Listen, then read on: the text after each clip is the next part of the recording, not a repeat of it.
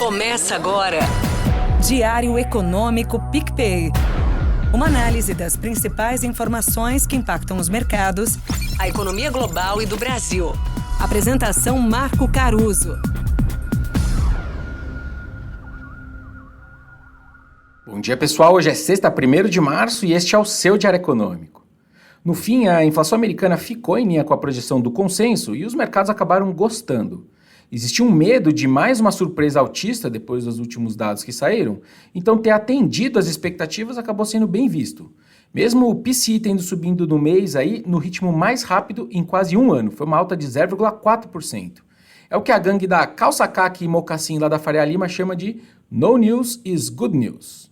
De qualquer forma, a postura mais paciente do Fed está se mostrando acertada. A inflação de serviços americana, mesmo que a gente exclui ali a habitação e energia, a habitação principalmente que estava salgada, ela aumentou 0,6% em relação ao mês anterior, o que é também a maior alta desse item desde março de 2022.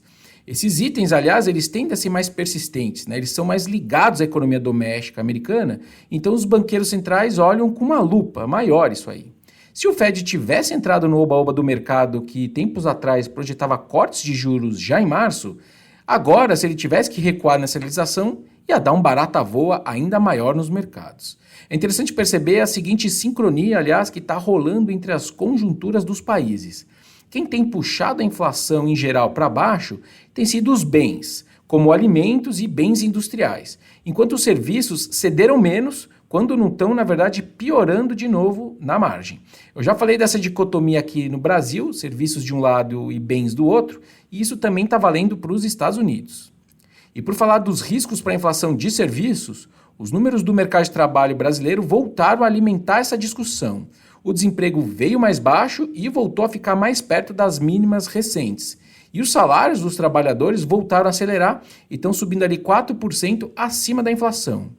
E, de fato, segundo o salariômetro da FIPE, perto ali de 90% dos reajustes salariais das várias categorias tem vindo acima da inflação. Isso é bom para o consumo, mas é ruim para toda a discussão de inflação de prazo maior. Não sou só eu que estou falando isso, mas o BC tem dado sinais seguidos aí, né, e piorado um pouco o tom sobre esse ponto no seu balanço de riscos para a inflação.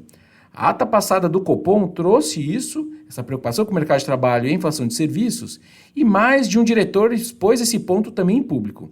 Ontem foi a vez do novo diretor, o Paulo Piketty, que concedeu algumas entrevistas no intervalo das reuniões no G20. Segundo ele, abre aspas, continua sendo uma preocupação, e ele reforçou então a mensagem oficial da última reunião do Copom. O mercado, então, entra em março com, de novo, aquela obsessão. Será que o Copom vai tirar a sinalização de reduções de Selic de 0,5 ponto percentual nas próximas reuniões, no plural, como ele tem feito nos últimos documentos? Relembrando, né, ele corta 50 e já diz que nas próximas reuniões ele corta de novo 50. Eu acho que ele ainda mantém. A minha regra de bolso nessa discussão, baseada, na verdade, em vozes na minha cabeça, é que enquanto o Brasil não entrar numa Selic de um dígito, ele segue no mesmo jogo, com as mesmas sinalizações e a mesma decisão. Lá na reunião de maio, quando a gente estiver para cruzar a Selic de um dígito, se aproximando então de um intervalo que é justo, né, de juro neutro, aí ele deixa em aberto o que ele pretende fazer mais para frente. Ele ganha graus de liberdade com isso lá na frente, vê o que o Fed e os outros bancos centrais estão fazendo e aí decide caso a caso. Mas agora eu acho que ele mantém o plural sim.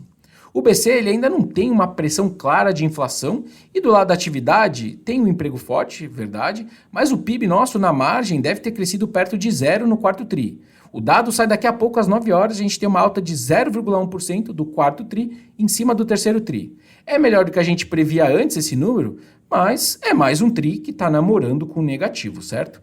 A gente espera então para esse número que a indústria venha como um destaque positivo, seguida do setor de serviços, enquanto a agropecuária deve ter caído um pouco. E se a gente estiver certo, o país então fechou 2023 com um crescimento da atividade de 3%, bem melhor do que o 1% que a gente estimava lá no começo do ano passado. Vamos ver. Bom dia, bons negócios e sorte sempre. Você ouviu? Diário Econômico PicPay. Uma análise das principais informações que impactam os mercados, A economia global e do Brasil. de segunda a sexta, às 6 da manhã, no Spotify e YouTube.